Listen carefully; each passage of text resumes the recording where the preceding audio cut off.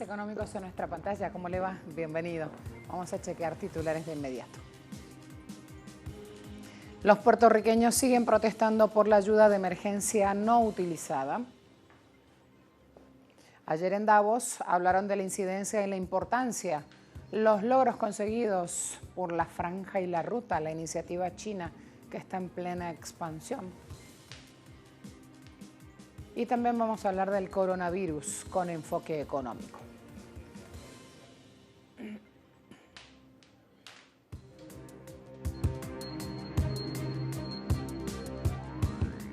Tras el reciente descubrimiento en Ciudad de Ponce de 2 almacenes con víveres sin entregar desde el 2017, los ciudadanos siguen exigiendo renuncias de autoridades gubernamentales.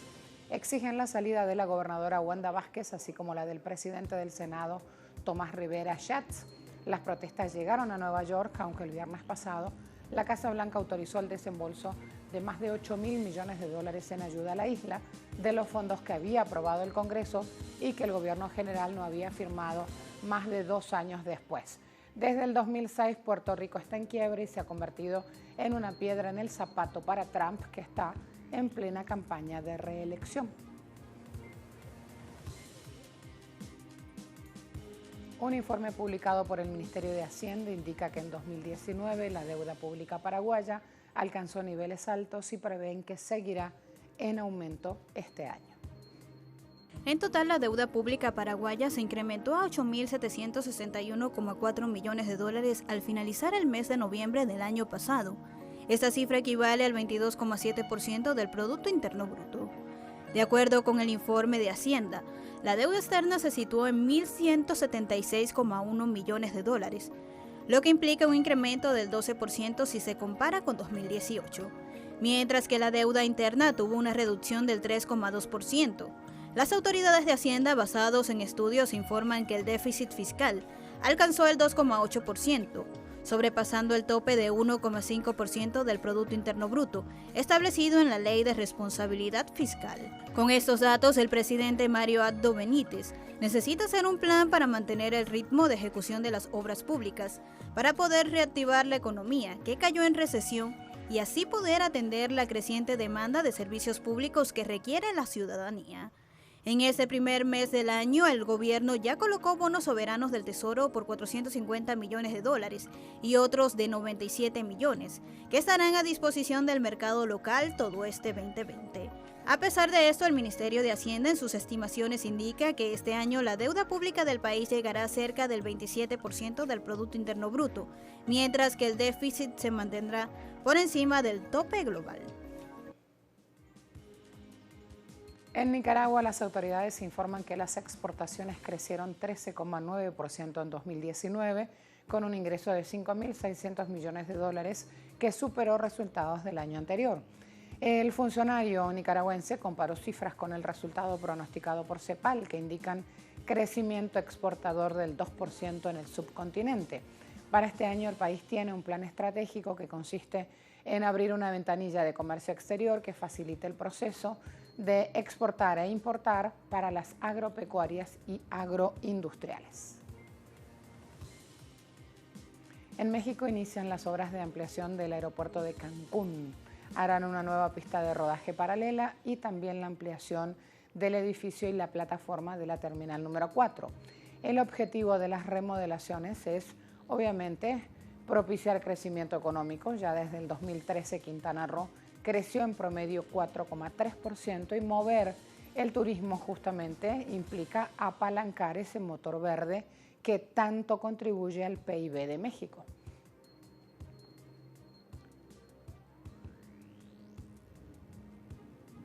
Martín Vizcarra, el presidente de Perú, se comprometió a no afectar Machu Picchu en otros sitios arqueológicos con la construcción del aeropuerto de Cusco. Se comprometió a presentar el estudio preliminar que UNESCO le exige e insiste en que es una construcción positiva para la economía, ya que se podrán recibir a 6 millones de pasajeros al año, un 60% más que ahora. A la vuelta de la pausa, Christine Lagarde habló sobre riesgos económicos. Ya vamos a ver qué dijo.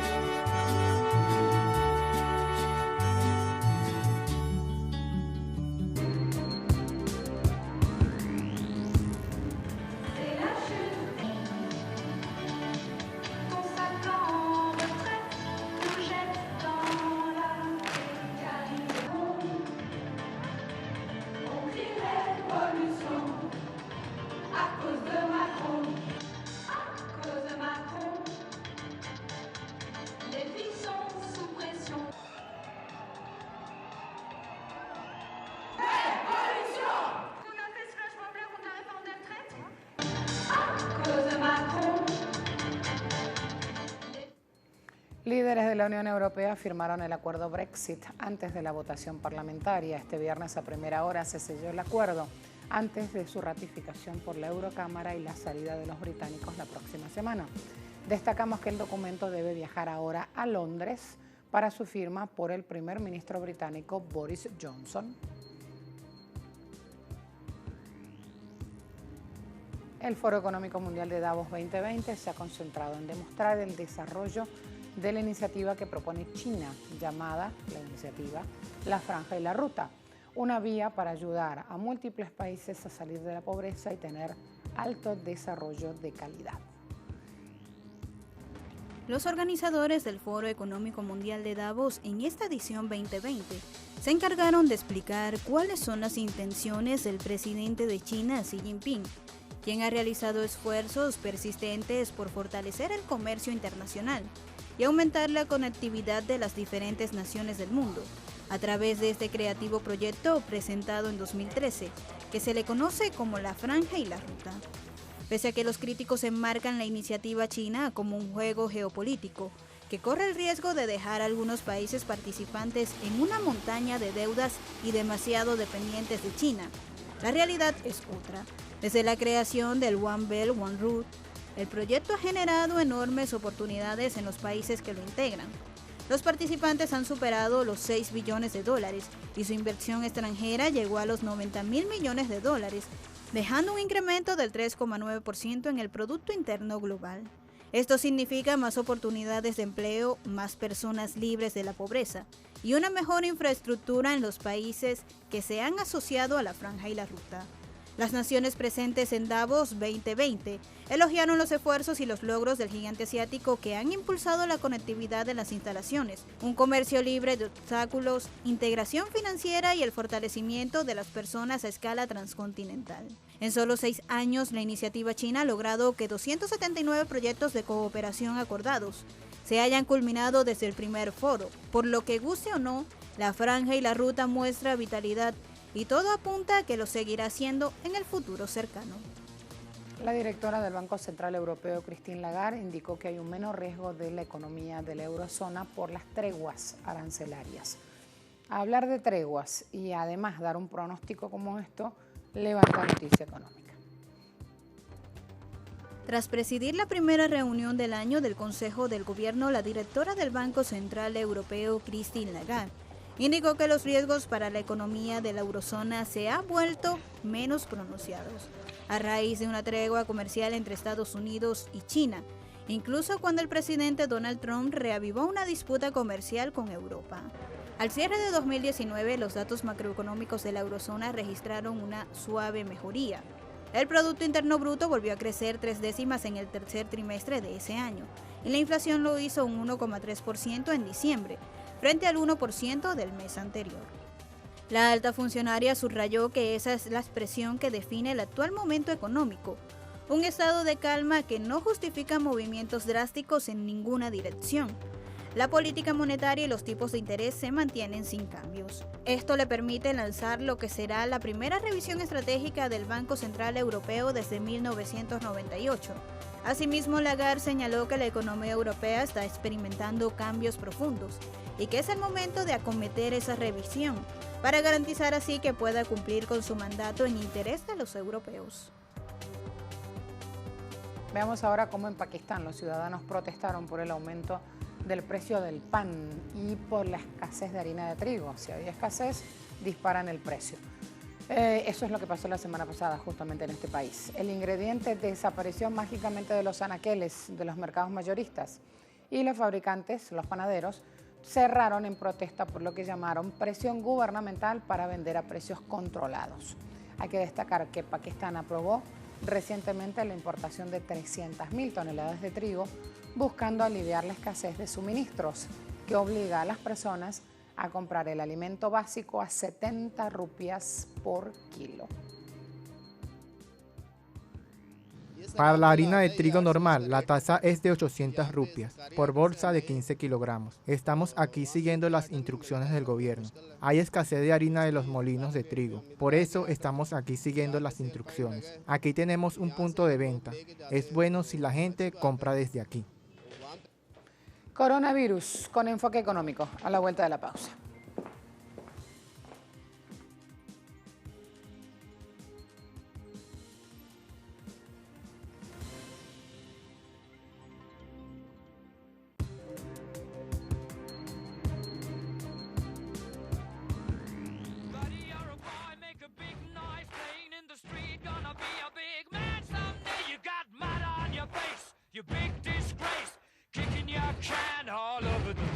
Singing, we will rock you.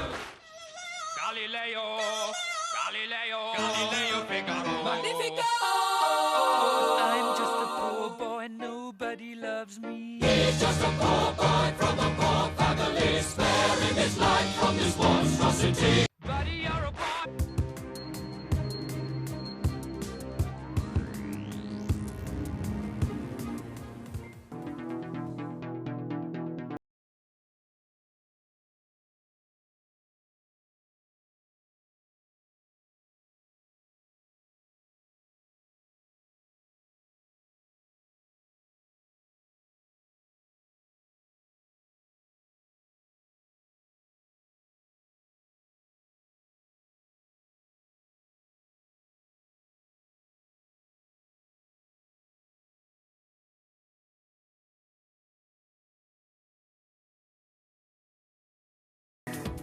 Fíjense esto, las noticias indican que hay un nuevo virus que ha infectado a centenares de personas en el centro de China, que puede transmitirse entre humanos.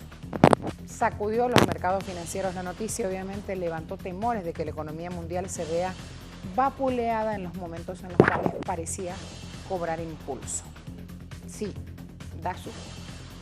Las principales bolsas de China registraban fuertes pérdidas este jueves, después que las autoridades de Wuhan, localidad considerada el epicentro del coronavirus, anunciasen el cierre del transporte público como medida de contención de la enfermedad y de que el gobierno haya pedido a los residentes que no abandonen la zona.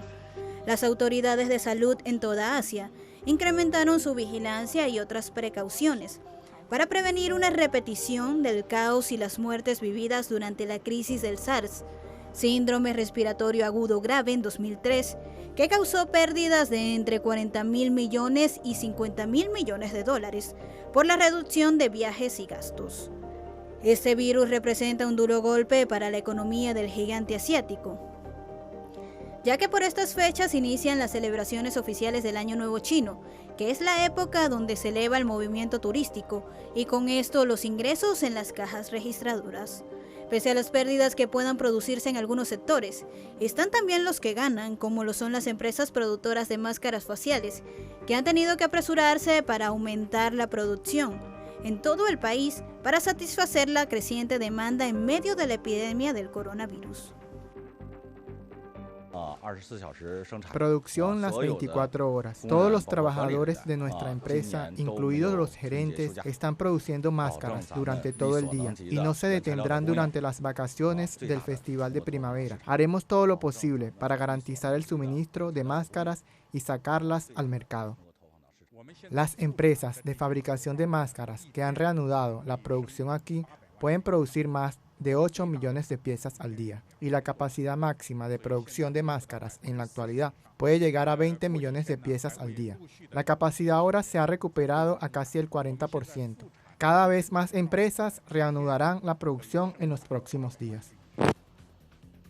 Fíjense, y esto se da en un momento muy especial, porque es el Año Nuevo Chino en el cual se producen millones de viajes. Esto también es un buen punto para ir comentando. Justamente en ese momento de mayor movimiento traslatorio es cuando se da esta situación. Decíamos mercados vacíos y vamos a seguir viendo lo que pasa en Wuhan.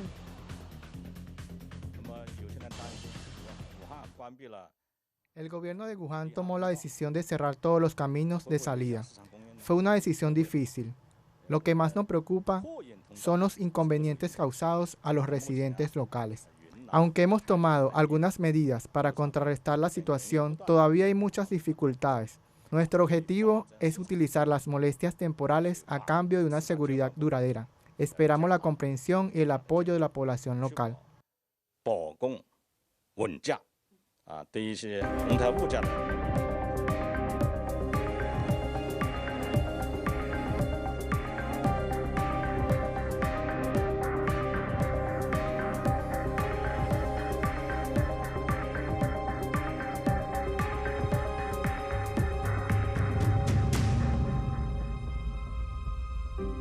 La decisión de suspender el servicio de transporte público en Wuhan se tomó luego de que se reportaron 444 casos de infección por el nuevo coronavirus y 17 muertos en la provincia de Hubei a partir de las 22 del miércoles. Los servicios del transporte público, incluidos autobuses, metro, ferry y autobuses interurbanos, y las vías de salida de aeropuertos y ferrocarriles, se habían cerrado a partir de las 10 del jueves, en un intento por contener la propagación del virus. Si bien la suspensión del servicio de transporte público ha creado inconvenientes para la vida diaria local, el gobierno ha intensificado los esfuerzos para garantizar la seguridad a largo plazo. Después del anuncio de la suspensión del transporte público, se han informado casos de alzas en los precios de Wuhan, lo que ha provocado el pánico y la lucha pública por los productos básicos. El gobernador de esa provincia aseguró al público en general que Wuhan tiene reservas adecuadas de arroz, aceite y carne para garantizar un suministro estable en el mercado. El gobierno de Wuhan tomó la decisión de cerrar todos los caminos de salida. Fue una decisión difícil. Lo que más nos preocupa son los inconvenientes causados a los residentes locales. Aunque hemos tomado algunas medidas para contrarrestar la situación, todavía hay muchas dificultades. Nuestro objetivo es utilizar las molestias temporales a cambio de una seguridad duradera. Esperamos la comprensión y el apoyo de la población local.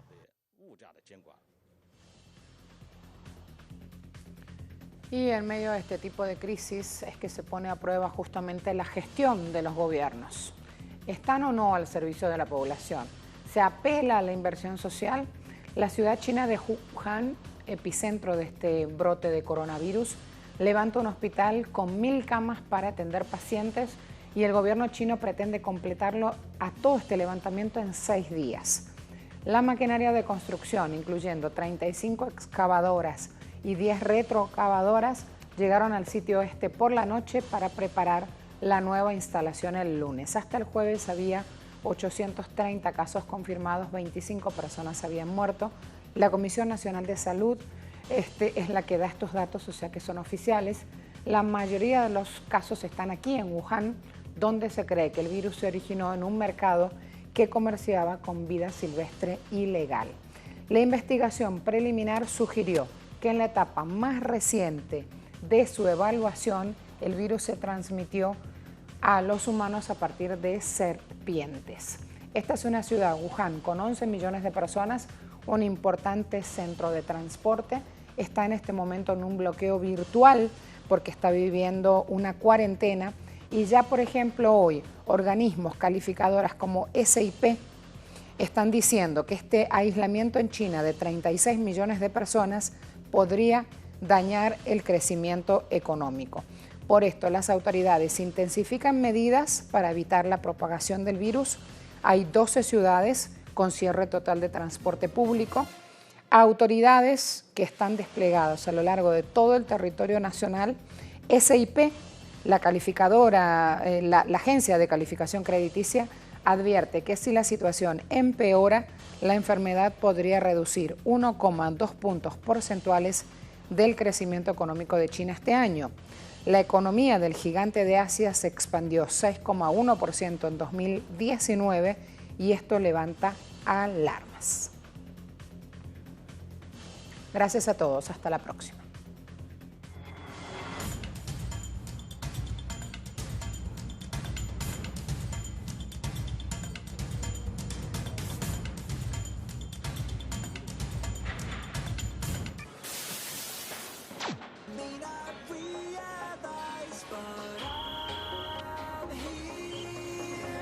I hear